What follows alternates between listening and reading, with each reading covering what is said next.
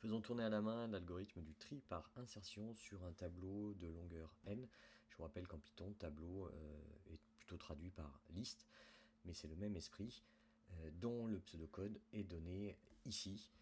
Alors pour faire tourner à la main, vous savez qu'on doit rendre compte de la valeur des variables au fur et à mesure des itérations. Je vous conseille donc d'utiliser un tableau qui recense toutes les variables contenues dans l'algorithme. Ici par exemple, on a donc la variable i, la variable j, la variable tmp. On peut s'en passer en Python, mais cet algorithme contient cette variable. On aura besoin de la valeur de liste de j et la valeur de liste de j-1. Oups, j-1, voilà. Et puis bien évidemment, on va quand même renseigner la variable liste elle-même, qui est donc la variable L qui est ici. Donc on fait tourner et on se met à la place d'un ordinateur, c'est-à-dire qu'on est très bête. On fait ce qui est marqué calmement. Commençons. Liste est donc un tableau de longueur n. Oui, elle est là. Cette valeur n vaut donc 4. Attention, nous sommes en pseudocode, donc les indices commencent par 1 et non pas par 0 comme en Python. Quand vous traduirez ce code en Python, il faudra faire attention à ces problèmes d'indices. Donc, allons-y. Pour i allant de 2 à n, donc je commence avec i qui vaut 2. Je mets i dans j. Très bien. Tant que j est supérieur à 1, c'est le cas, et que liste de j, donc liste de j c'est liste de 2 c'est 2, est inférieur à liste de j-1. J-1 c'est 1, donc liste de 1 c'est 7. Oui, c'est inférieur. Qu'est-ce que je fais? Je mets liste de j dans tmp. Donc liste de j, j'aurais dû les marquer ici en fait. Liste de j c'est donc 2 et liste de j-1 c'est 7. Je vais donc mettre liste de j dans tmp, donc liste de j dans tmp, très bien. Liste de j-1 dans liste de j, donc liste de j-1 dans liste de j, et tmp dans liste de j-1 qui devient donc 2. Dans ces cas-là, ma liste vaut maintenant 2, 7, 1, 5. Et je diminue la valeur de j. 1.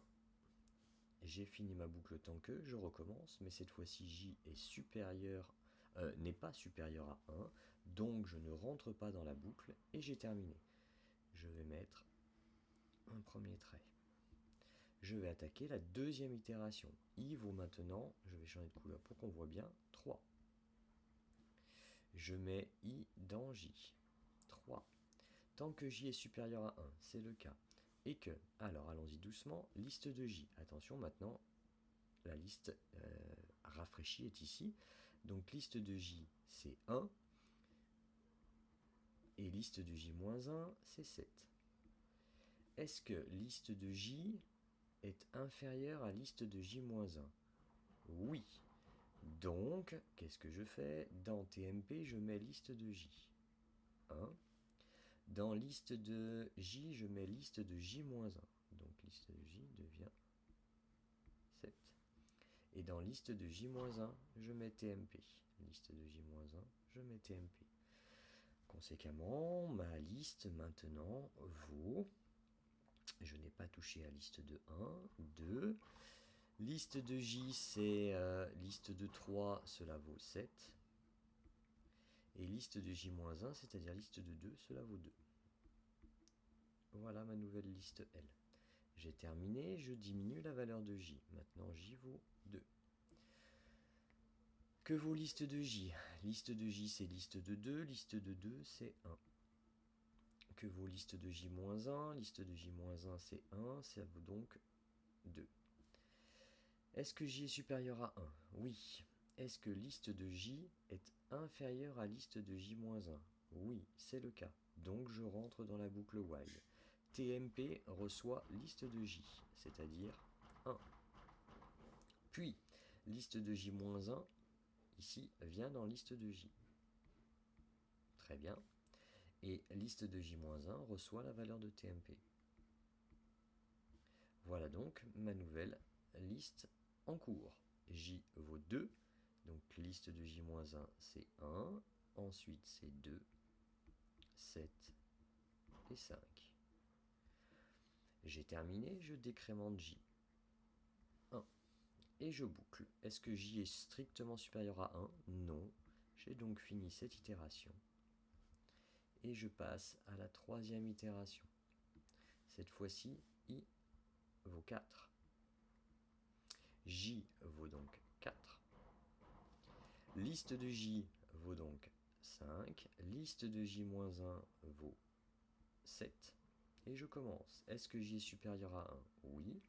Est-ce que liste de J est inférieure à liste de J-1? Oui, c'est le cas. Donc, TMP reçoit liste de J, 5. Liste de J-1 va se mettre dans liste de J, 7. Et liste de J-1 reçoit TMP. Ma nouvelle liste est donc 1, 2, 5, 7. Très bien, j'ai fini la boucle, je diminue la valeur de J. 3. Est-ce que J est supérieur à 1? Oui. Est-ce que liste de J, c'est donc liste de 3, liste de 3 c'est donc 5, est inférieure à liste de J-1, c'est-à-dire liste de 2, et liste de 2 c'est 2. Non, la condition n'est pas remplie. Donc je ne rentre pas dans la boucle, je ne diminue pas J, et je viens boucler ici. Dans ces cas-là, I va de 2 à N, I est arrivé à 4, c'est-à-dire la longueur de mon tableau.